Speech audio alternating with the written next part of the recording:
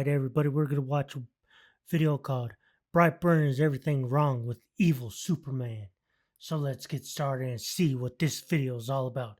Let's get started. I don't think it's a stretch to say that most of us think superheroes are pretty neat. I mean, we wouldn't have I'm more of a villain guy, but whatever. almost 100 years worth of comics, film, TV, and weirdly violent anti-cigarette ads if that wasn't the case.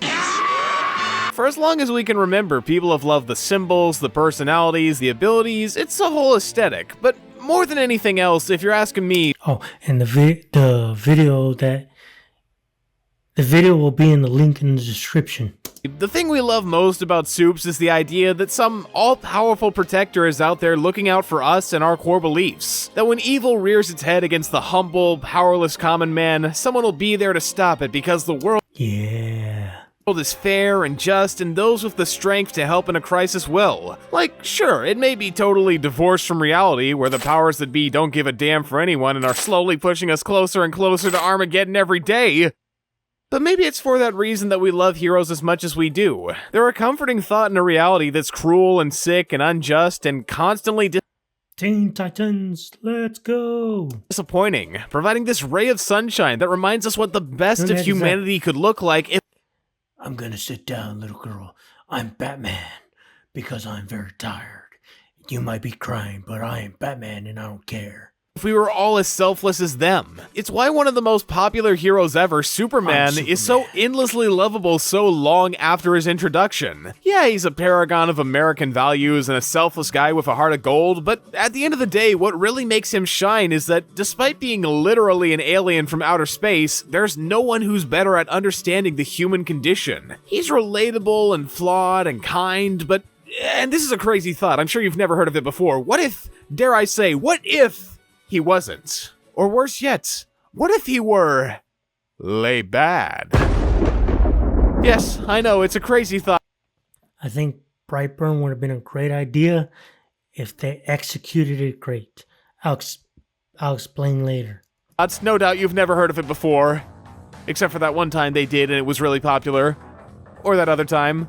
Or that other time, or that other time, or that other time. Okay, shit, fine. It's not a new idea at all. Contrarian comic book artists have been making Superman evil for as long as he's been around. Hell, he was originally pitched as a villain before that version got turned down and lost forever, so you could say that, in a way, that part of him's always been considered. After all, for every well-meaning stand-up guy worthy of being God, there's gotta be one who's selfish or easily consumed with power, so it's not surprising there's so many stories that use Clark or other stand-in heroes to commentate on the nature of limitless power, commercialization, or human nature in general. Omni-Man, Homelander, the Plutonian, True Man, there's a ton of Who the heck is True Man?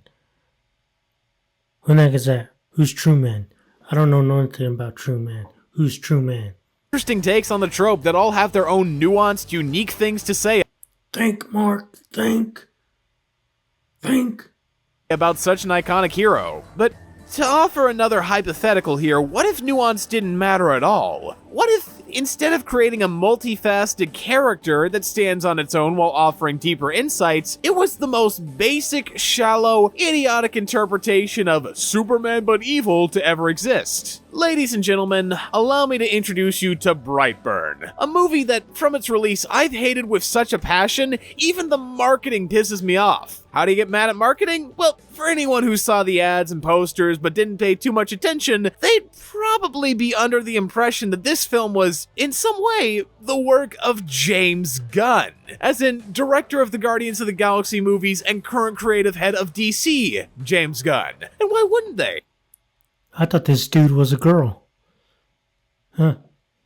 His name was plastered everywhere. The advertisements all put his name first and show no one else's. They feel the need to add the subtitle of the visionary filmmaker behind Guardians of the Galaxy every single time he's mentioned. He gets top poster billing as if he's the main star of the show. Even the fucking Blu-ray highlights him and him alone. Every single piece of promotional material gives the impression that Gunn was heavily involved. And as a James Gunn fan myself, that made me want to check it out. I was looking forward to seeing it purely because James Gunn's name was everywhere, implying he was a creative head. But Then I watched the film, and it had nothing in common with any of the work James Gunn had done. There wasn't anything subversive or heartfelt or impactful. It was just bad. And Yes, terribly bad. Terribly bad. Stupid movie. so then I took a closer look at all the marketing material, and I realized James Gunn did not make this movie. Ooh, you know who should watch it? Nux. We should see if Nux would watch this movie. I would like to see Nux and Nor watch this movie. He didn't direct it, he didn't write it, he was merely a producer, and not a creative one either. Just a plain old regular producer, meaning he oversaw the actual filmmaking process to make sure everything went smoothly. And hey, that is an important job. Without producers, the budgeting and technical work of a film would be total chaos. They're necessary for good workflow, and they often bring in the talent through connections. But they are not part of the creative team unless stated otherwise, and in this case, it wasn't. You cannot tell me that James Gunn's name getting plastered all over this film's marketing wasn't intentionally misleading. They knew what they were doing, and I'll tell you why they did it. To cover up for the fact that the actual writers of Brightburn, Mark and Brian Gunn, are not James Gunn himself, but instead his cousin and brother respectively. Which would explain why James was attached to the project in the first place. I mean, not to knock these guys, I'm sure if they weren't related, Gunn would Boo. have still jumped at the chance to produce for the guys who co-wrote the epic Dwayne Johnson film Journey to the Mysterious Island, as well as Bring It On Again, the direct-to-video sequel to the 2000 cheerleader movie Bring It On.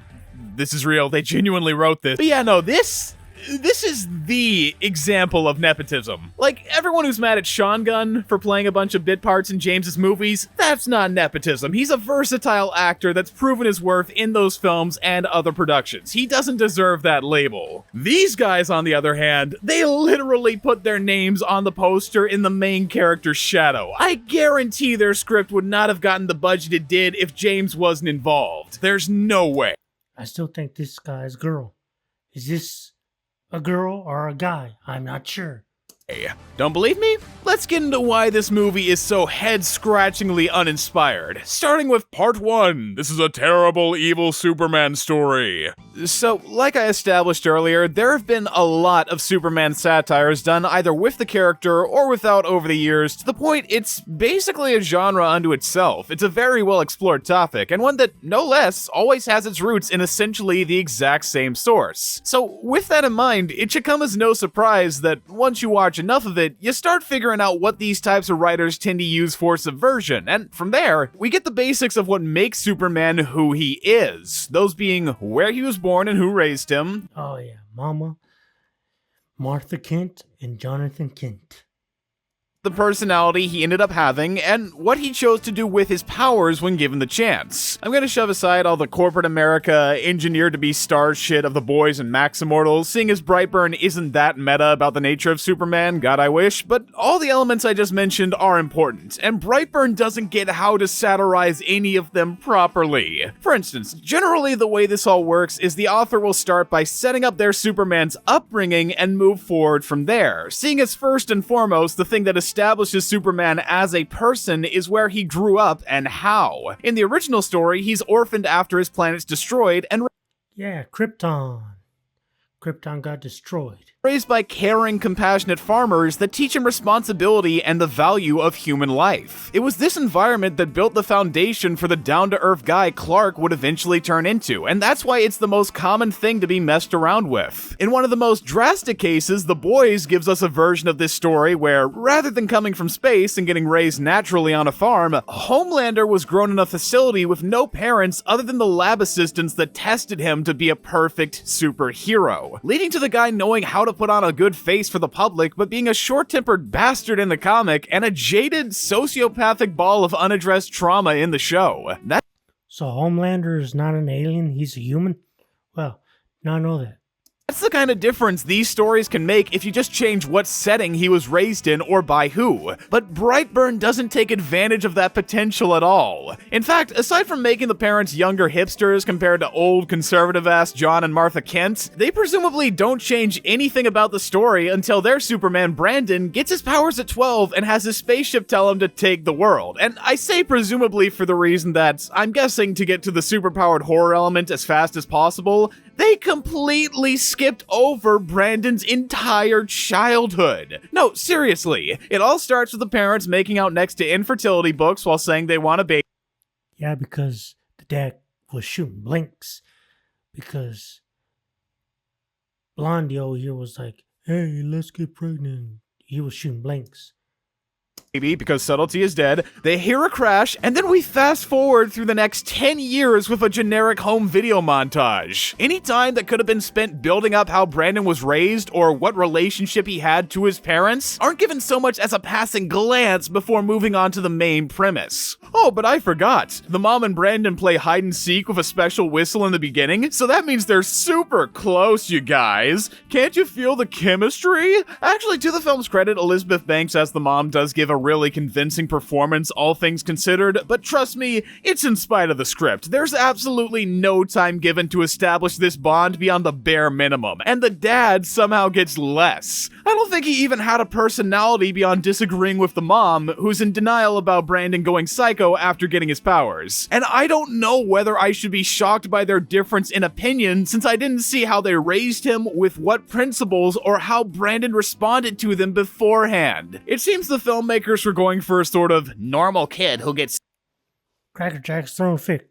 Throw Cracker Jack out for child abuse. sudden puberty powers goes off the deep end. But what keeps it from being shocking or even mildly interesting is that we know nothing about who Brandon was, what he stood for, or how much these actions contrast how he used to think before he did them. The only indications we got of his personality before his sudden evil transformation were that A, he loved his mom, B, he was incredibly smart, and C, he was made fun of for it by the most uncreative bullies in human history. Why are you always talking about maggots? Must be one. And yeah, I don't know about you, but I'm pretty sure it would take more than the latest Disney Channel insults to turn me into a murderous psychopath at age 12. Like, maybe it would be slightly more believable if we knew what puberty does to his species or how much the ship was influencing him, but for us to understand something like that without being explicitly told, we'd first need to know Brandon's usual behavior and attitude to help us see the contrast, but we don't, so it comes off like he just heard a couple words, learned his backstory, and decided at that moment to become a cold-blooded killer, something that obviously an average kid would never do, at least not right away. They'd have apprehension, fears, doubts, morals that stop them from going on a rampage the way Brandon does. But he doesn't seem to fight or struggle with doing anything at any point. That's not fucking normal. I could get it if he was a troubled 5-year-old who barely knew right from wrong due to growing up in an abusive household looking for any voice to guide him, but he's a 12-year-old Snow Bunny and Cracker Jack trying to take care of a kid from the outer space. What could go wrong? with loving parents who, according to everyone around, seem to be perfectly fine up to this moment. So him near instantly giving into these voices that say, take the world, and deciding to kill off family members without a hint of remorse doesn't make any sense. He wasn't raised poorly, he didn't grow up in a bad home, and there were no signs he was a little Charles Manson until he started hearing voices. So why does he give in to them so quickly with presumably no bargaining of any kind? Well, you see, early in the film, there's this incredibly subtle moment where Brandon talks about how bees are pollinators while wasps are aggressive predators. And if that wasn't subtle enough for you, he also mentions how some wasps will get others to raise their young. So essentially what it's saying is that Brandon is a wasp. It's just inherent. Wow, I did not notice that in the movie. Huh. Must have been asleep. This movie stinked. currently in his nature to be super aggressive about every little thing and strategically kill every single person he has even a minor disagreement with. A concept I'd like to personally respond to, if I may, by saying, fuck you, what? That's why he puts on his little wasp mask and starts methodically destroying everyone who he doesn't like? Why he crashes a plane and at the end of the film presumably starts killing literal thousands of people? It's in his genes? Get the fuck out of here, dude. That's gotta be the dumbest excuse for a Superman being evil that I've ever heard. No, not just dumb, lazy. That's a fucking cop-out, dude. And I say that because every well-done Superman subversion that's ever existed, regardless of what the writer's intentions were, have always stayed true to one idea that's always gotta be the case. He is the master of his own destiny. After all, that's what makes Superman so inspiring in the first place. At his core, Clark Kent has the same thought process as any of us. He knows just as well how strong he is and what he could do with that strength if he really wanted. But he doesn't. He sees his powers as a gift worth giving, and the fact he uses them for the sake of those who need it most is what the root of his character is all about. Integrity. Superman would not exist as he currently does Integrity. Marijuana. if it weren't for his choice to stay true to his beliefs in bravery, selflessness, and kindness. So, for every story that diverges from the typical Superman meta, they make sure to emphasize that it was the character's choice above all else. Omni-Man might have grown up in a might makes right utopia where a hint of weakness would get you killed, but it wasn't them that murdered the Guardians of the Globe or all those helpless people. Red Sun Superman may have been raised by Joseph Stalin, but it wasn't Stalin that tried to take away all free will. Homelander may have been tortured for most of his life, but it wasn't Vought that did even close to half of the things Homelander ended up doing. Were these environments and caretakers all influences? Of course they were. I said that exact thing 5 minutes ago, and I'm never wrong. But it's not our parents or homes that prove who we are. It's what we do when they can't guide us. For Omni-Man and Red Sun, their whole character arcs are realizing they aren't where they came from. They can be something better. Whereas for Homelander, it's about him refusing to acknowledge what he was formed into and becoming something worse. That's why on the flip side of Superman, Homelander is so scary. He doesn't have a moral compass. There's no shred of empathy for other living things within. So Homelander is just a person and not an alien? So he didn't come from outer space? Interesting.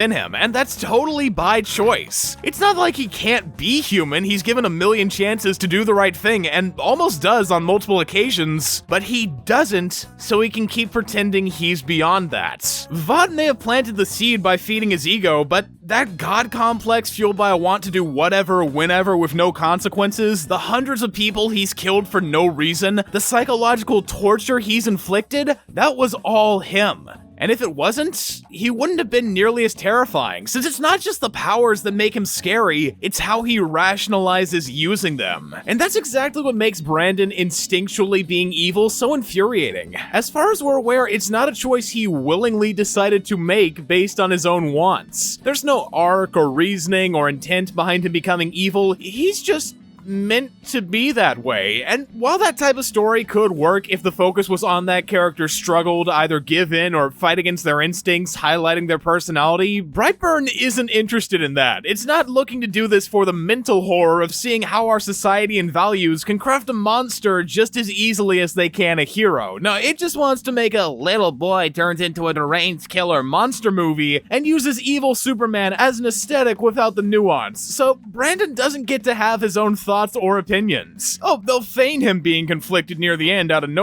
I am conflicted, mother. What shall I do? You shall go on killing some more kid. Okay, mother. I fly up in the sky and kill you too. Goodbye. nowhere for that what-if moment, making you think it might be deeper than it actually is, but it's not, since Brandon isn't complex. He's an obligation. The writers needed a genius, overpowered, calculated supervillain child for this story to work, so Brandon filled that role. Everything that makes evil Superman stories compelling technically wasn't necessary for this, so they didn't try. And you know what? Fine. Fine. Let's disregard everything this movie has to do with satirizing Superman, and I mean everything. I know it's in all the marketing and the setup, and the core of the narrative is about subverting that original story, but clearly, with how unapologetically lazy it is at following through with anything, that's not how it wants to be seen. The soup shit is an afterthought. This film's supposed to be a horror slasher about a parent coming to realize her son is a power-obsessed lunatic slowly killing off everyone around her. Who Brandon was or why he became radioactive Hitler Youth doesn't matter as long as it's scary. And you wanna know the funny thing? Part 2. This is a terrible horror film. Now, I don't know if I've ever I really like this video. This video is really good. mentioned this before, but just like I love evil Superman stories, I am and always have been a massive fan of horror since basically I was 5 years old. It's a genre I've been intimately attached to for about as long as I've been alive, and so, again, same as when it comes to evil Superman stories, I've been able to pick up on one key thing that makes for a good slasher villain. Yeah, the thing about slashers is that a lot of the time they aren't that complex, so there aren't as many narrative parallels to connect the best, but there is one I can think of that's really important. The killer's motivation. And I already know what you're thinking, but don't worry. This isn't going to be a rehash of what I just got done explaining. It's a totally different context. Ah, that's why he looks like a wasp. Now I get it. See, if you look at any really great slasher with a really iconic killer to go along with it, the first thing the script tends to keep in mind That's Pamela Voorhees, by the way. is why the killer wants to do their thing, seeing as that's what distinguishes why That's Jason Voorhees, her son. they are scary. You can't just leave it at, oh, they kill people, spooky. No, there's gotta be a psychological element to help the terror be Michael Myers. truly unique. Like Pamela Voorhees from Friday the 13th. The whole deal with her is that she's the mother of Jason, a kid that died when camp counselors were too busy getting frisky to save him from drowning. So as a result, she's got a special hatred for the camp it happened at and goes on a killing spree after it reopens, constantly thinking about the image of her son drowning and occasionally even speaking to herself in his voice, egging her on to kill them. Now that's a motivation that tells you exactly what's so horrific about her psychologically. I mean, obviously she's insane, that's kind of a staple of slasher movie villains on its own, but what sets her apart is that it's a very sympathetic type of insanity, since it's clear she didn't just turn to killing out of anger, but also love for the son she saw die in such a preventable way. The horror of Mrs. Voorhees comes from how she isn't totally unreasonable feeling how she does about the camp reopening. What she went through was genuinely a terrible loss, and her actually being there to see it could only have added to the mental strain it inevitably caused. We understand where she's coming from, and it's that level of understanding that's so scary. Because when we relate to a killer's point of view, we see ourselves in them. And to normal people, there's nothing more unsettling. However, that's also not the only way you can go. If you Yeah, you got Michael Myers. want to think about it in reverse, Michael Myers isn't relatable to anyone, being driven by a compulsive need to kill and coming after his victim Laurie Strode at seemingly pure random. For him, it's almost like he's not a person at all, but an animal or force of nature you can't stop or reason with no matter how hard you try. He draws from people's primal psychological fear of the unknown and the inexplicable. Don't talk to me about the sequels, they never happened. My point is, their motivations go the extra mile to scare you with more than just the kills themselves, but the implication behind them. And in Brightburn, you can kind of see the writers trying to go for a mix of Pam and Mike in the way they handle Brandon. On one hand, giving him relatable qualities as a kid that's bullied who, if the ending is anything to go by, apparently wanted to do good at some point, despite us never seeing him do that. While on the other hand, after he gets his powers, he switches to this unfeeling genius carrying out his diabolical kills, thinking he's inherently better than everyone around him. It's supposed to make for this chilling dichotomy, but, there's a reason these two don't go together as a single character. They're contradictory. You can't make him simultaneously human and inhuman if he hasn't gotten multiple personalities, which, as far as we know, he doesn't. To reiterate, he's just a kid we barely know anything about who, after a little... I think Brightburn would have been good if they did a show like Smallville.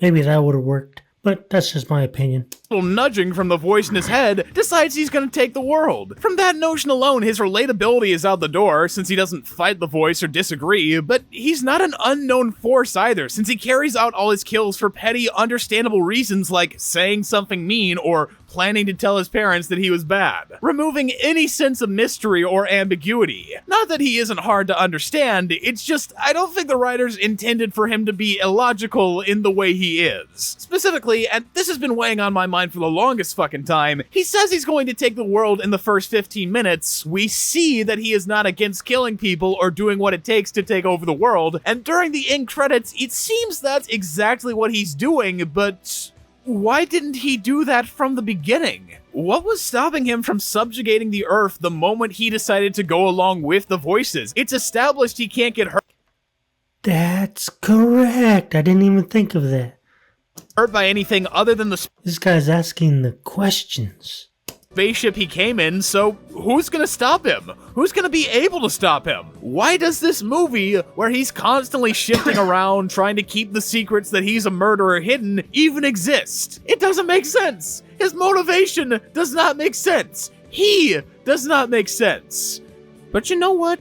To play devil's advocate for Brightburn here, let's say maybe I'm wrong. Like, sure, Brandon comes off like a total narrative puppet, lacking any agency of his own and doing what he does purely so the film can happen, but perhaps, if we want to give the crew a little leeway, Brandon's just doing what he does for reasons far beyond our understanding. He is stated to be in the 0.1% of intelligence after all. It could just be that he's far smarter than any of our feeble, logical brains could ever comprehend, but then again, if that is the case, there is one other question about his motivations I want to ask, and that's, if he's supposed to be so incredibly smart and above the rest of us, why is he such a massive fucking idiot all the time? The whole point of him being smart is that he knows.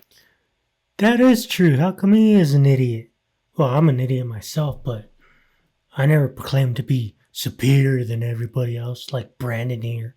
Knows how to kill and cover up his crimes, right? That the people accusing him technically don't have evidence, so his mom wants to keep believing him? Then tell me why he ends up making the type of dumbass mistakes you'd expect from someone who wants to be caught. And okay, I said it was one extra question, but I've got so many fucking follow-ups after that to demonstrate the levels of IQ at play here. Like, why does he keep the ship in the barn right next to his house after he realizes it's the only thing that can kill him? He's got super strength, so why not remove his literal one weakness? Could it be so that his mom is able to try and use it against him? If he wants to pretend he didn't Whoa, this guy's asking real good questions.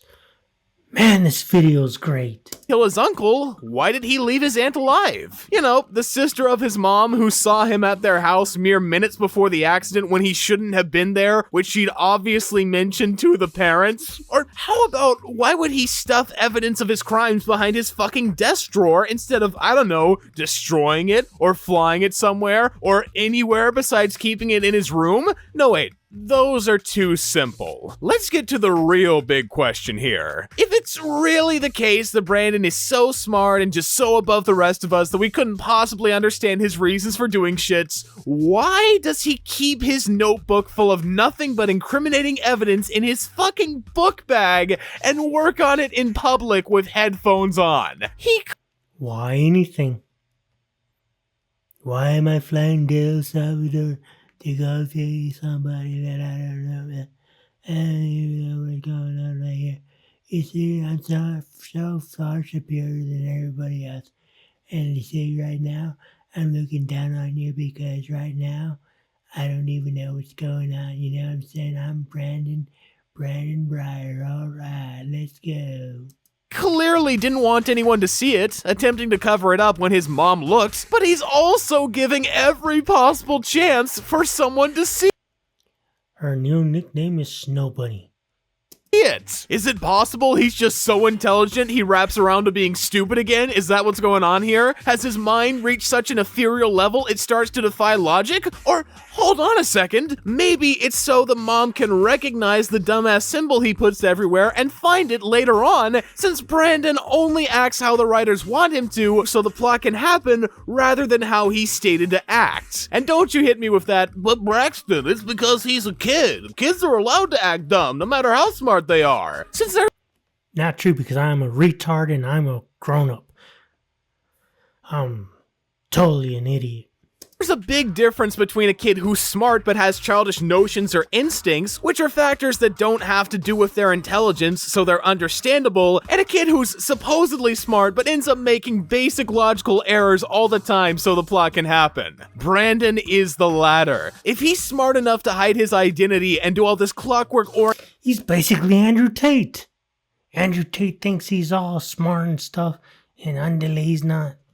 style master manipulation gaslighting his parents into fighting, he should know that if you don't want people to look at something, you shouldn't work on it openly in a public space while impairing your own hearing. How am I supposed to take this guy seriously as a threat when he's more inconsistent than my child support payments? Yeah, that's what I thought. Brandon is not smart. Brandon is not mysterious. He is not menacing, he is not relatable, he is not a good satire, he isn't his own person, he's got no riz. Like, what was up with him and that laptop stuff? Jesus. And oh yeah, I can't be forgetting, like, just removing all of the psychological shit and just looking at him from a basic, like, horror, oh, scary, he looks scary perspective. Aside from a couple really good effects here and there, his powers look goofy as hell. So, in other words, he's a bitch. And God strike me He's just like Andrew Tate. What the heck? down right now if I'm gonna be intimidated by a bitch. For those of you who do find him and this movie genuinely scary, I'm glad to hear it. Just try to broaden your horizons after you get to middle school. I promise there's more scary things than Five Nights at Freddy's. Part 3. Le conclusione. So then, what have we learned today, class? If you're gonna satirize something, have a point, or bare minimum, at least be entertaining. It takes more than borrowing concepts from others to make something of your own. You have to actually understand it. Finding a way to scare someone is harder than you think and takes real talent to stick out. Nepotism is bad when it leads to stuff like this, and Brandon's a bitch. I think that's it. Whew.